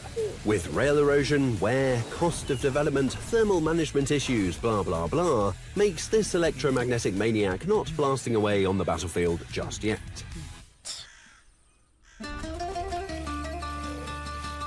Is this...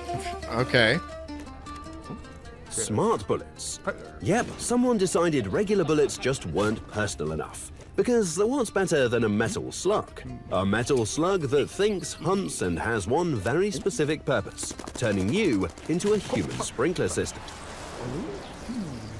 Picture this: a squad of soldiers pinned down in a ruined city. Crumbling walls offering less protection than a paper towel in a hurricane. They hear the whistle first, then the clinking. Little bastards are already in the air, weaving around corners, slipping through rubble like they've got GPS on your blood type. Smart bullets is like having aimbot, but then in real life. Slightly advantageous in a firefight. Guided by microprocessors, onboard sensors, and more AI power than your iPhone, these bullets track your every move. No Michael Jackson walks, no Matrix bended backwards, you are just shit out of luck. I would not be surprised if these little fuckers even process which organ they're aiming for. And yes, your brain is also an organ, so the best thing you can hope for is a quick headshot. And there you have it. Your dumbass just got wasted by a smart bullet. You've got to love or hate these future weapons of war.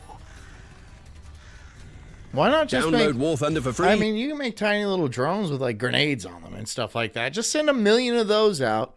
You don't even need to have a smart bullet or any sort of like rail guns or anything like that. Just 1 million drones that just blow up. Just keep sending them out, right?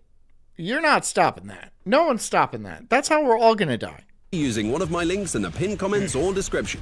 It's available. That's how. By the way, this is the worst animation I've ever seen.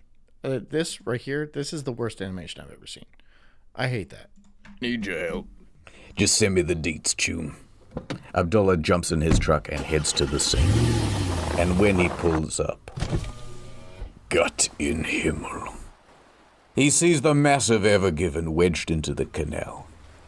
Abdullah locks himself into his excavator and gets to work on the most important task he's ever done digged.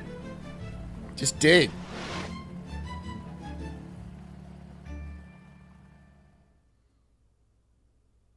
Yep, that's it. Back that's on the bridge. Yeah, I'm remember not sure. the Hopefully picture. home soon. Okay. Yep, no, love you too. Okay, bye. Whew, the boss was not happy. Hey, before you said you needed me for something. I did. Who's this? Breathe into this tube. Also, you have to do a drug test. After the crash, they tested Canthaville for drugs and alcohol. Both came up negative. There's also a procedure to make sure that captains aren't fatigued. They look at the rest schedule and they find, no, Canthaville took that nap. Remember? He's had plenty of rest time. So he passed the fatigue assessment. And while Canthaville was at the nurse's office, high tide came and went. Tugs were tried again. And again. Tried a little bit of this, a little bit of that. It didn't work. All day trying, all evening, and into the early morning. But that stubborn ship was going nowhere. Okay. Not going anywhere. How long did it take to get them off? Like, it was a while. It was stuck there for a while. I remember that. I remember it was stuck there for a while.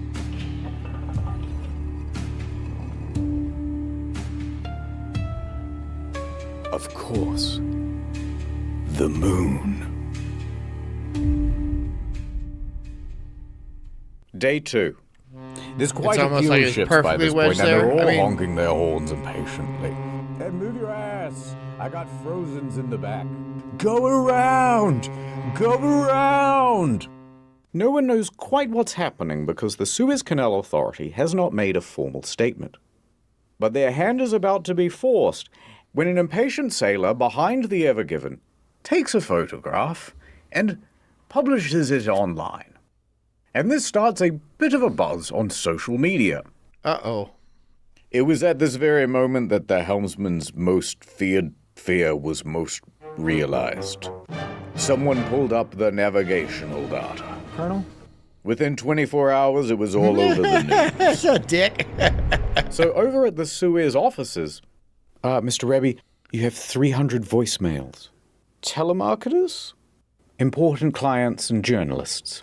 They're asking about whether the canal is blocked, aren't they? They're asking about whether the canal is blocked, yes. And the Suez Canal Authority could keep it a secret no longer. They held a press conference. Why do you need so many? You need all those? You need all those, man? Okay. This is crazy. Let's say, hypothetically, they didn't give many details, but it was a very inspirational press conference. The news begins reporting on the story. It's blocked. Cargo ship blocking the Suez Canal. It's a huge container ship. There's just the most incredible drama playing out in the Suez Canal. A massive container ship longer than the Eiffel Tower. It's one of the world's most important shipping lanes. And breaking news from the Nana Star News Channel. I'm Nana. Hi, Nana. Mega ship's big ass is stuck in the Suez Canal. Right. Point is, this story exploded everywhere. There was a lot of sympathy to go around. I appeal to it's a canal. Global trade. It's a giant ditch. Yeah. I mean, it's a very important ditch. But... And the internet, upon seeing it, went, these guys need some help. We would love to volunteer. That's not a picture of a naked woman. I need to help them. They knew best about what to do to get this ship unstuck. Alright, it's time for the "yeah, I reckon you could pretty much just do this and it'd work" section. By far the most popular solution was simply blow it up. No ship, no problem. That would work. But why wouldn't this work? Well, first you're blowing up $1 billion worth of cargo.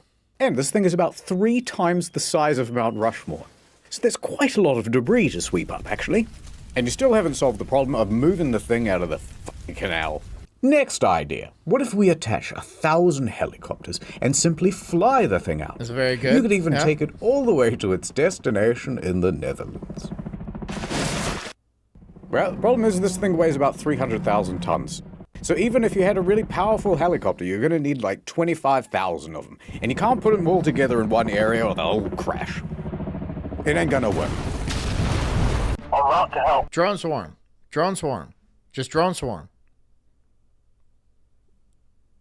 Just use that. Just use that to somehow. I don't know. Not to lift it. Just like to be there. I don't know. What about my idea earlier where we just a long line of ships with ropes connected end to end, and then you all just pull, right? Everyone just pulls. And then that's got to be enough to pull that thing out. Hey, maybe pull up a bit. Next. Alright, more seriously, why don't we take a whole bunch of old jet engines, weld them to the sides of the ship, turn them all on at once, and... I like these ideas. These are good ideas. However, there is a risk of an explosion. And then you'd have a hole in the ship. And then the ship sinks, and then you're really never moving it. Hear me out. Liquid nitrogen. A lot of liquid nitrogen right under the boat. The water freezes, expands, the ship lifts up. Bob's your uncle, you love it. Except now, the ship is just stuck in ice. And then it melts, and then you're back to the exact same position. Also, you need like $1 billion worth. We just get rid of... Okay, hear me out. We get rid of Africa. If we just get rid of Africa completely... then it's not going to be stuck. It'll just pull out of one bank, and then there you go. Bob's your uncle, as they say. Of nitrogen. There's no way to get that much material, let alone handle the scale of that material. Also, everyone's going to freeze to death on board, and the ballast will expand in the tanks, and that'll destroy the ship. It's not going to work. All right. Last idea. Best idea. What if we just actively made things worse? Such as this petition to add a second boat to the canal. I mean, I like that idea. Why not just start throwing ships at it? And then it's not going to make anything better, but it might make things worse, and then we'll have that. Because if you're not moving, you're dying. So make it better or make it worse. You know, just do something. Jokes aside, one humble comment did stand out from the crowd. Get a few people on this side, a few people on that side, push it, and I really think it would go. Thank you, woman. The woman has figured it out. Wow. The woman has figured it out. Have you guys just tried pushing it? Well, that's exactly what the recovery team intended to do. Ahoy. Ah, good to see you back from the nurse. I told them I didn't do any drugs, but they wouldn't take my word for it. I would have believed you. Yeah, the ship needs a friend. All right, full ahead with the excavators. 3 more excavators join Abdullah, and they are all busily digging out the front and rear of the ship. It's still going too slow. What else we got? More rescue stuff. So here comes Rabbi pulling up to the scene. Good news, fellas. Oh, because remember COVID was going on. I forgot COVID. Everyone forgot COVID. COVID was going on. And so, like, everyone's like, we don't want to get sick. That's gay. Atop a very powerful bit of kit. A big... She didn't speak the truth. Did she speak the truth? I don't know, maybe. Beautiful dredger. Yeah, I'm going to mock a woman. To be specific, a They're just silly creatures. What do you want? Suction dredge. Essentially, you've got a big rotating cutting tool that loosens up all the soil, while a big suction pipe sends it yonder. All right, do the dredgy. Full speed. What else we got? We got more tugboats incoming. More and more tugboats join the fray. A total of 8, arranged around the ship like this. Notably, the Baraka 1 and the Izzat Adel. These are 2 of the most powerful tugboats in the Middle East, and that includes the non-deserty parts. Full ahead with those. They keep trying. A cacophony of engines playing the highest stakes game of tug-of-war ever attempted. Tens of millions of dollars being lost every hour until it was won. And their opponent, Dredging is cool to watch. unbothered, Yeah. moisturized, taking up the whole true. lane. Unbudgeable. All right, we're calling it for now. Oh, El Said, we've thrown everything we can at the ship, and it won't concede an inch. It's hopeless, hopeless. The cynicism of youth. I've worked for many years on the Suez. There's magic in the water, Canterville. Magic. We will succeed. Your words are empty, El Said. Optimism has blinded you, El Said. We cannot defeat the canal. It is simply too powerful. If I were the guys at Case and Kaisha, I'd just forget about the Ever Given and buy a new ship. Well, we can't afford a new ship. The owners of the Ever Given, Shoei Kaisen Kaisha Limited, are getting very worried. I need that ship back, and I can't just leave it to the Suez Canal Authority to do it. There's only one team daring and foolhardy enough to take on a job like this. Kaisen calls up an elite salvaging company from the Netherlands. Smit Salvage. We need your help. I got your number from you know who. Smit is the industry's best. They have response centers all over the globe, 24/7, ready to respond to marine emergencies. And funnily enough, they're the same team that helped with the rescue of the Costa Concordia back in 2012. Suit up, boys. They put the ocean in Ocean's 11, the tide in Tide Pod.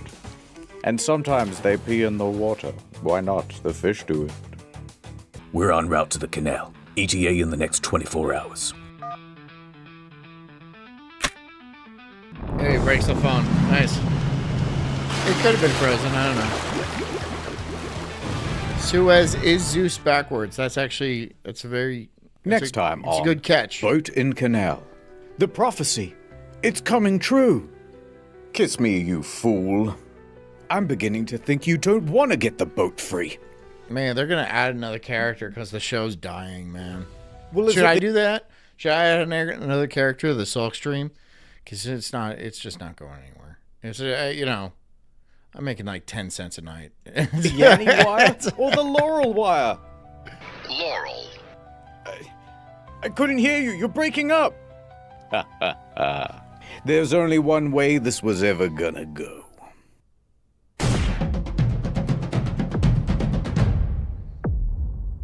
Yep. It's now day 3. There's more digging, more tugging, but the ship is still exactly where they left it. And the slow pace of progress is starting to cause problems for international trade. Have I thought about being better? No.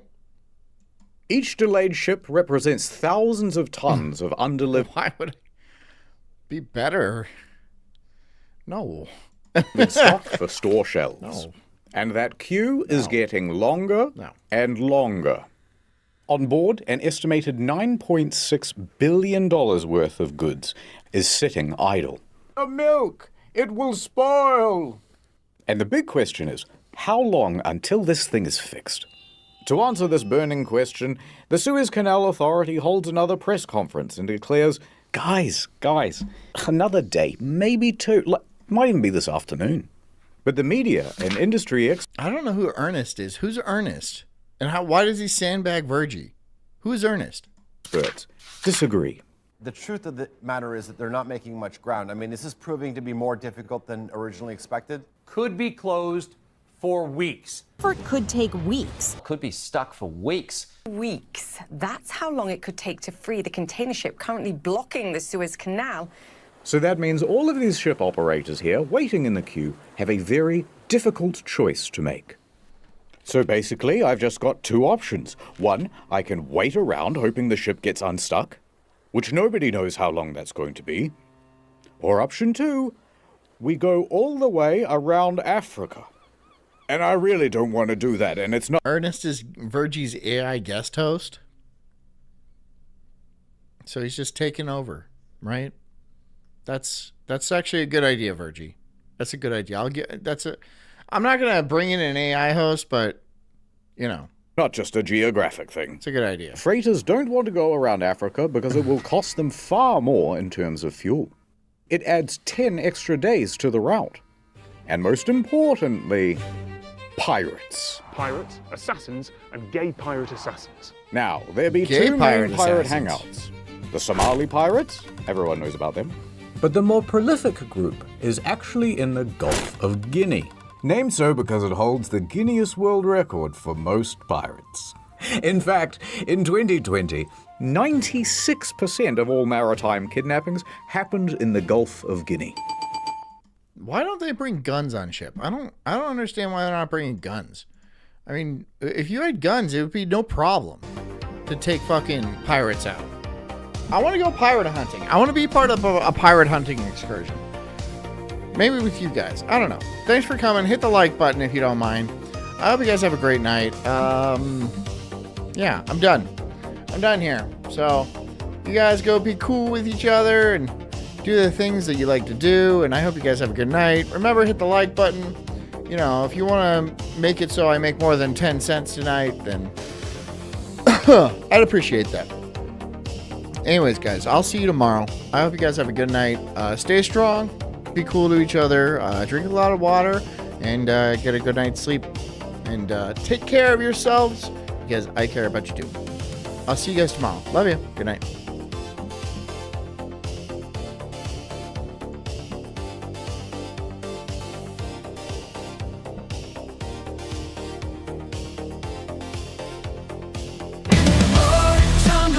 I'm an incredible soul, unhinged and enraged like a bulldog's fierce growl.